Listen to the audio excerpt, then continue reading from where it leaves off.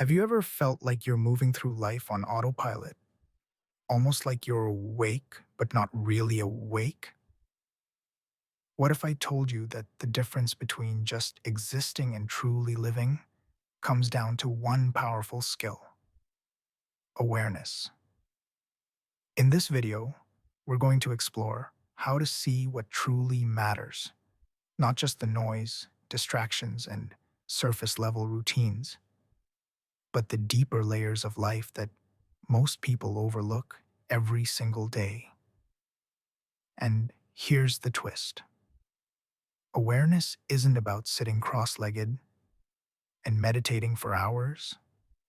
It's about catching the hidden blind spots, noticing the present moment, and learning how awareness can actually transform the way you think, feel, and connect with others. Over the next few minutes, I'll break this down step by step, from the blind spots we all carry to the moment awareness clicks, to how it can create real emotional clarity and fulfillment in your daily life. By the end of this video, you won't just understand awareness, you'll feel it. But before we dive in, I want you to pause for a second and ask yourself, what's one area of your life right now where you're moving on autopilot? Drop it in the comments below because you might be surprised how many people are going through the same thing. All right, let's begin with the hidden blind spots in everyday life. The things you don't even realize are shaping your choices. Blind spots. We all have them. They're the habits, the reactions, the routines that happen without us even noticing. And because we don't notice them, they quietly shape the way we live. Here's an example. Have you ever been in an argument and snapped at someone only to realize later that your reaction had almost nothing to do with them? Maybe you were tired or stressed about something else, but in that moment, your blind spot took over. You reacted on autopilot, not with intention, and that moment probably changed the entire tone of the conversation. Or think about how many times you've reached for your phone without even knowing why. You weren't checking anything urgent. You weren't looking for anything specific. It was automatic. That's a blind spot. These small, almost invisible habits create the rhythm of our lives. Yet, most of us never stop to question them. And blind spots aren't just about habits. They can also be about beliefs. For example, maybe you've always believed you're bad with money, or not good at relationships, or too old to change careers. These beliefs sit in the background, guiding your choices, limiting your opportunities. But if you've never questioned them, you don't even realize they're controlling you. That's the danger of blind spots. They become invisible rules we live by. So let me ask you, what are your blind spots? What's one habit, one reaction, or one belief that you've never really examined? Pause for a second and think. It might be something small, like checking social media first thing in the morning. Or it might be something big, like always putting other people's needs before your own. Whatever it is, that's where awareness begins. Not by fixing it, not by judging it, but by simply noticing it. Awareness is like turning on a light in a dark room. At first, you just notice what's there, and some of what you see might surprise you. You might notice that the argument you had wasn't really about the other person. You might notice that the reason you procrastinate isn't laziness but fear. You might notice that you're repeating a pattern you learned years ago without even realizing it. Here's the beauty of it. Once you see your blind spots, you can no longer be controlled by them. This is the first step to self-realization. Not judgment, not self-criticism, just awareness. Because once you bring something into the light, you can finally choose how to respond instead of reacting automatically. And that brings us to the next step. Once you notice your blind spots, the challenge becomes waking up to the present moment itself. Because awareness isn't just about spotting problems, it's about experiencing life fully, right here, right now. Chapter 2. Waking up to the present moment. Have you ever walked into a room, grabbed your phone, and then suddenly thought, wait, why did I even come in here? That's autopilot. And the truth is, many of us live most of our lives like that, half present, half distracted. But here's the thing, life doesn't happen in autopilot. It happens in the present moment. Let's do something simple together. Wherever you are right now, take a second and look around. Really look. Notice one tiny detail you might have missed. Maybe it's the way the light is hitting your wall, or the sound of something faint in the background, or the way your body feels in the chair you're sitting in. This, this tiny act is awareness. It's not glamorous, it doesn't feel dramatic, but it's the doorway to actually living your life instead of rushing through it. Think of it this way. On autopilot, you eat a meal but barely taste it. You scroll for hours but forget what you even saw. You talk to someone but only half hear what they're saying. But when you're present, even in something ordinary, it changes everything. Eating becomes richer. Conversations become deeper. Even silence feels meaningful. The present moment is always here, waiting for you. You just have to wake up to it. Let's try something together right now. I'm going to ask you to do something a little unusual, but I promise it'll take only 5 seconds. Pause this video. Seriously, just pause. Take 5 seconds, look around, and notice 3 things you would normally ignore. Okay? Ready? Pause now. I'll be here when you come back. Welcome back. Did you notice how simple that was? Yet in those 5 seconds, you weren't lost in yesterday's regrets or tomorrow's worries. You were here. That's the power of presence. It's available instantly. And here's why this matters. The present moment is the only place you can actually make choices. You can't change yesterday. It's already gone. You can't control tomorrow. It hasn't arrived yet. But right here, right now, you can shift your mood, your thoughts, your perspective. And every small shift, like choosing to notice instead of drifting, compounds into something bigger. This is how you start to reclaim your life from autopilot. But here's the catch.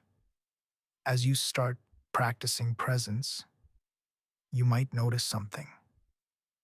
Your awareness doesn't just observe, it analyzes. Sometimes it turns into a voice that won't stop, picking apart everything, looping over mistakes, creating endless what ifs. That's when awareness morphs into something tricky: overthinking. And that's exactly what we're diving into next. Chapter 3: Awareness versus Overthinking. Have you ever caught yourself lying awake at night, replaying a conversation, imagining what you should have said, what they might have thought, and then suddenly you realize you've been stuck in your head for 45 minutes? That's not awareness, that's overthinking. And while awareness can be a superpower, overthinking can feel like quicksand, pulling you deeper the more you struggle.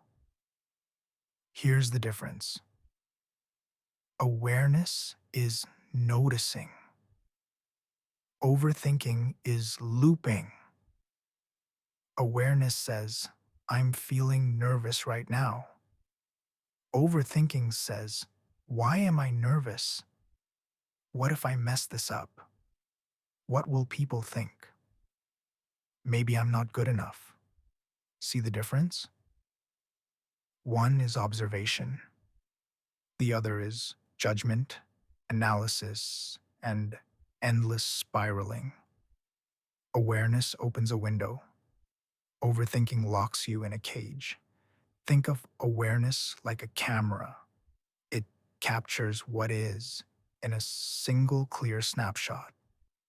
Overthinking, that's when you zoom in so far on a single pixel that you forget the whole picture exists. And let's be honest, who hasn't zoomed in like that before? Quick check in. When was the last time you noticed yourself overthinking? Maybe it was yesterday. Maybe it was earlier today. Just remember that moment. Hold it for a second, because we're about to break down how to shift it. Overthinking often shows up for two reasons: fear and control. We think, if I replay this enough times, I'll find the perfect answer. If I anticipate every outcome, I'll never be caught off guard. But the truth, life doesn't work like that. Overthinking doesn't give you control, it only drains your energy. Awareness, on the other hand, gives you clarity. And with clarity, you can actually take action. Let's do a tiny experiment. Think of a thought that's been stuck in your head. Got it? Now, instead of analyzing it, just label it. Oh, that's worry, or that's self criticism. That's it. No debate, no spiral, just a label. Notice how that tiny shift pulls you out of the loop. That's the move from overthinking back into awareness. Here are 3 simple ways to break free when you catch yourself overthinking. 1. Name it to tame it, like we just practiced. Label the thought. This creates distance between you and your mind.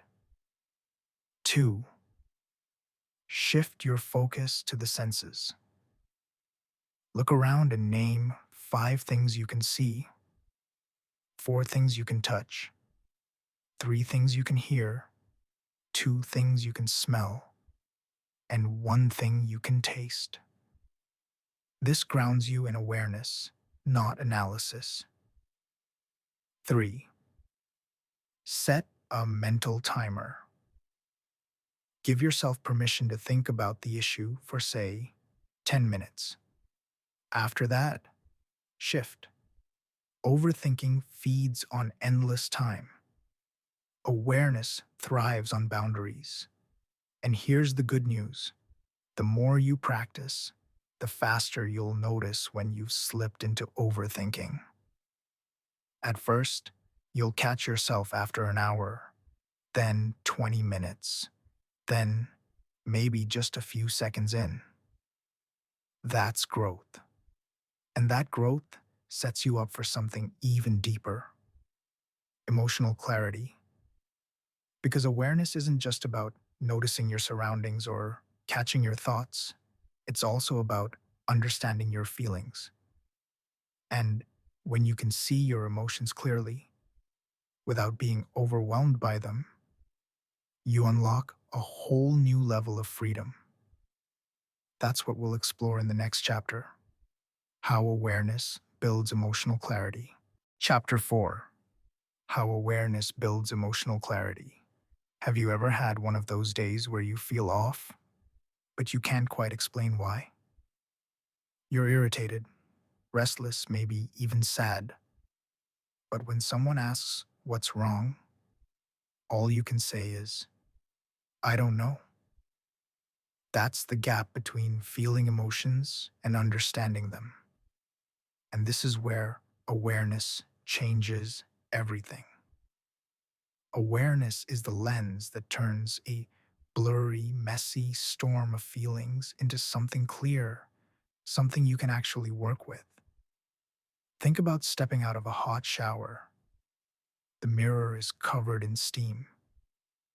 You can kind of see your reflection, but it's hazy. That's how most of us experience emotions. We know they're there, but we can't see them clearly. Awareness is like wiping the mirror clean. Suddenly, you can see yourself, your emotions, without distortion, and that clarity helps you respond with choice instead of just reacting on autopilot. Here's an example. Imagine you snap at a friend because they were late. On the surface, it looks like anger, but if you pause and look deeper, maybe the truth is disappointment.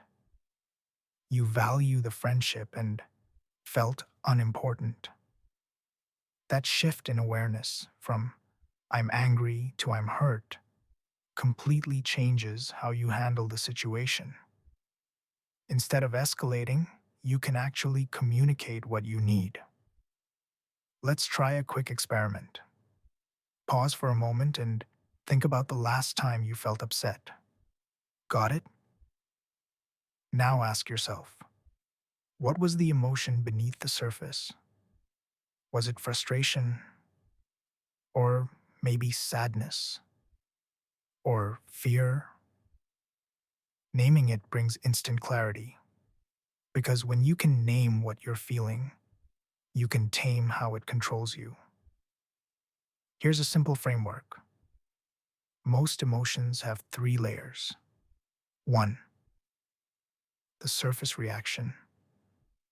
This is what shows up first: anger, irritation, anxiety. 2. The underlying need. This is what the emotion is trying to point to. Maybe the need for respect, safety, love, or rest. 3. The choice point. Once you see the need, you get to choose how to respond. Without awareness, we live only in the surface reaction. With awareness, we get to the root. Let's say your coworker interrupts you in a meeting. The surface reaction? Annoyance. The underlying need? To feel heard and respected. Now, if you stay stuck in annoyance, you might stew in silence or lash out later.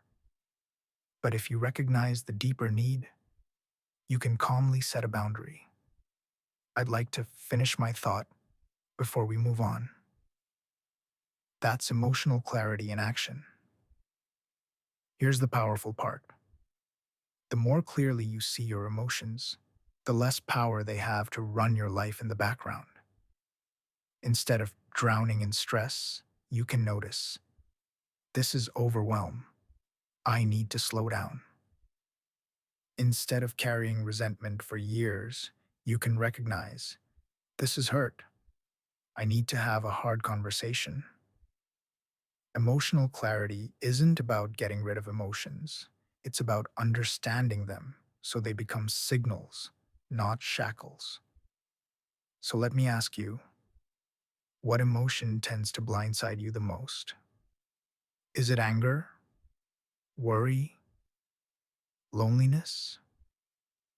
Imagine what it would be like to notice it earlier, to catch it at the surface instead of letting it explode.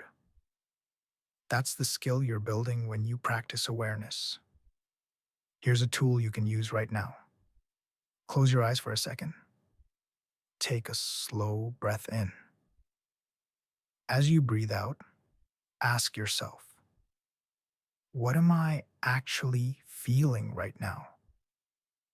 No judgment, just awareness. Whatever came up, that's your starting point. This tiny pause is often all it takes to transform chaos into clarity. And don't worry, emotional clarity doesn't mean you'll never get upset again. You will, we all do. The difference is, with awareness, you recover faster, you communicate better, and you stop repeating the same patterns over and over. And here's the beautiful part. Once you begin to see your emotions clearly, you realize something else. Clarity doesn't just help you understand yourself, it also helps you heal your relationships. Because when you can see your own emotions clearly, it becomes easier to forgive others. And forgiveness, believe it or not, is one of the most powerful tools for self growth. And that's where we're heading next: forgiving others for self growth. Chapter 5: Forgiving Others for Self Growth. Think of the last time someone hurt you. Maybe they betrayed your trust, let you down, or said something that cut deep. Even now, when you remember it, you might feel that sting. Here's the truth: forgiveness isn't about letting them off the hook, it's about letting yourself out of the prison that anger and resentment build around you. Because when you carry resentment, it doesn't punish them, it weighs you down. Forgiveness isn't weakness, it's self growth. Imagine carrying a heavy backpack filled with rocks. Each rock is a grudge, a memory of hurt, a resentment you've replayed 100 times. Every day you walk with it on your back. It slows you down. It exhausts you. Forgiveness is setting that backpack down. The rocks don't disappear. You remember they were there, but they no longer drag you through life. That's the freedom forgiveness brings. Let's be honest, holding on feels safer sometimes. We think, if I forgive, they win. If I let it go, it means what they did was okay. But that's not true. Forgiveness doesn't mean approval. It doesn't mean forgetting. It means choosing not to let the pain control your present or your future. Take a moment right now. Think of one person you still feel bitterness toward. It might be from years ago or it might be recent. Now, ask yourself, how has carrying this resentment affected me? Has it made me trust less, love less? Has it kept me stuck in the past? That awareness is the first step toward releasing it. Here's something most people don't realize: forgiveness doesn't require reconciliation. You don't even have to tell the person you've forgiven them. Forgiveness is an internal shift. It's about your peace, not their apology. Because let's face it, sometimes that apology will never come. But waiting for it means giving them power over your healing. Forgiving anyway means you take that power back. I once read about a woman who carried anger toward her father for decades. He had abandoned the family, and she swore she'd never forgive him. But the bitterness consumed her. She struggled to trust in relationships and felt trapped in her past. One day she wrote him a letter. not to send, but to release. In it, she wrote everything: the anger, the disappointment, the pain, and at the end, she wrote, I forgive you, not because you deserve it, but because I deserve peace. She said the moment she finished, she felt lighter, like she had finally put the backpack of rocks down. Forgiveness is a process, not a switch. Here are 3 steps you can try. 1. Name the hurt. Be honest about what happened and how it made you feel. Awareness begins with truth. 2. Separate the person from the pain. People hurt others out of their own blind spots, fears, or wounds. Seeing this doesn't excuse them. It simply helps you not carry their pain as your own. 3. Choose release, even without apology. Forgiveness is a choice you make for yourself. Sometimes you'll need to choose it again and again until it sticks. And remember, this doesn't mean tolerating toxic behavior. Forgiveness can coexist with boundaries. In fact, clear boundaries make forgiveness sustainable. Here's a challenge. Tonight, before you go to bed, write down one grudge you've been carrying. Then write these words beneath it. I release this, not for them, but for me. You might be surprised at how much lighter you feel when you put it into words. And let's be real, forgiveness is hard. Sometimes it takes years, and that's okay. Don't judge yourself for not being ready yet.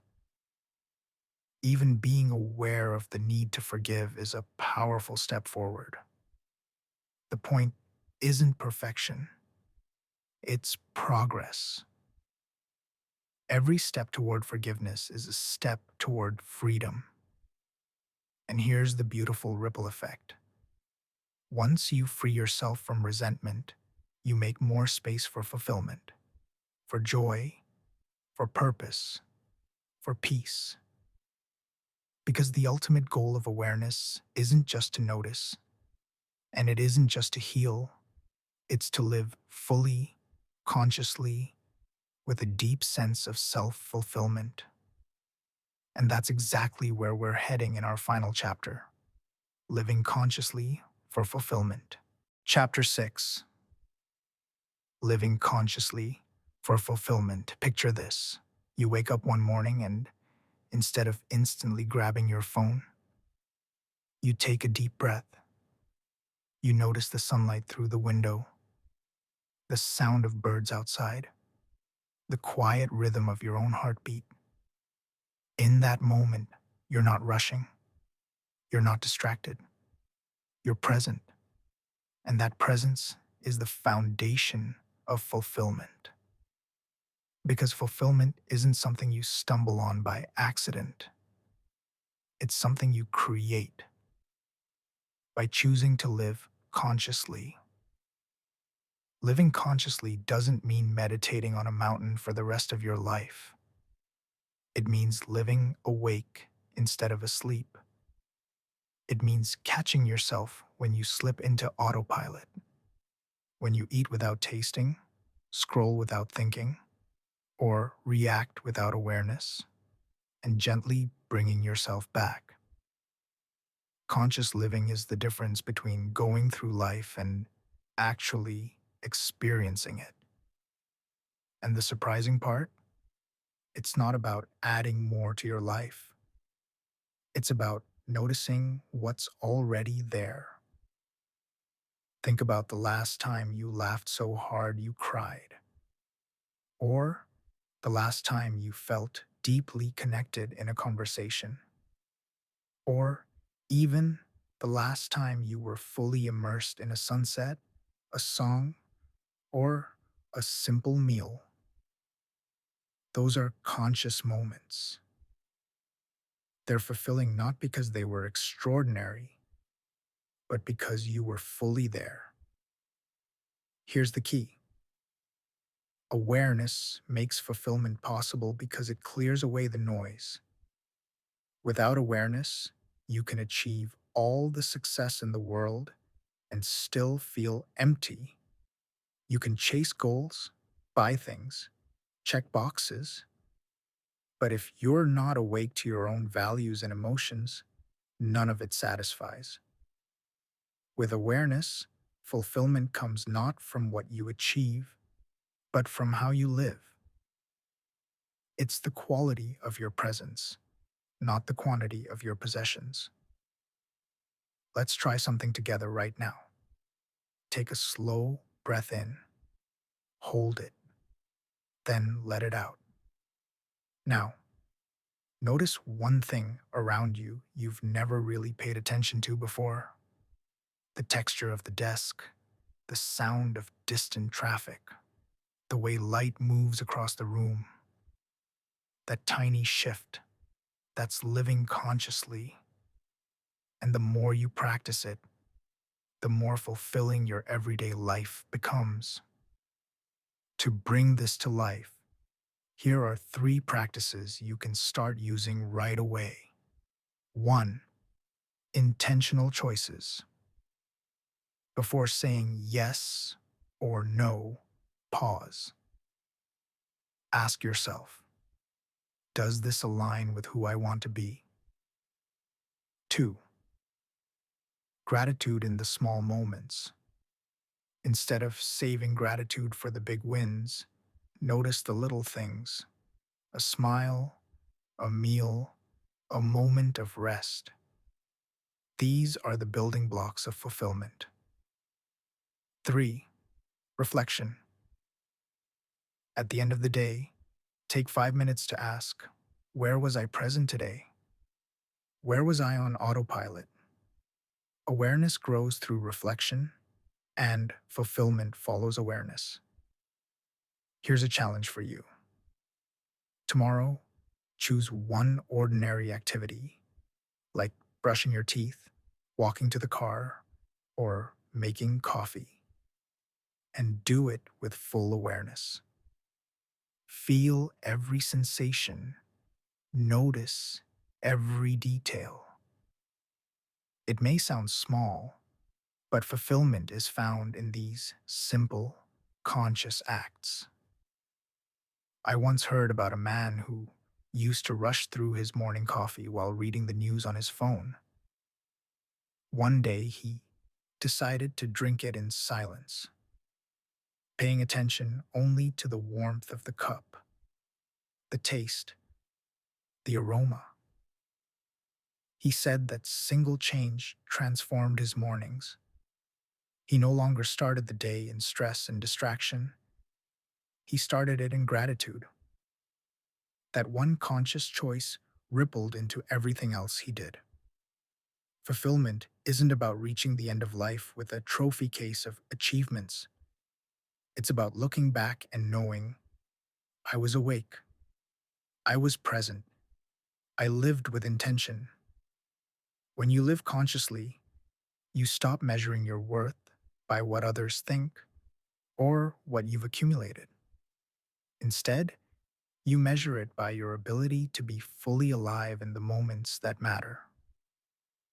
Close your eyes for just a moment and imagine yourself years from now, looking back. Do you want to remember endless scrolling, constant worrying, and racing through life on autopilot? Or do you want to remember connection, peace, laughter, growth, moments of presence that added up to a fulfilling life? The choice begins now, in this moment, this breath, this awareness. And that's the heart of it. Living consciously isn't a finish line you cross. It's a practice, a way of being, a daily choice. From uncovering your blind spots to waking up to the present, to catching overthinking, to gaining emotional clarity, to forgiving for your own growth. It all leads here to fulfillment, to freedom, to living fully awake. So the question is, how will you choose to live starting today?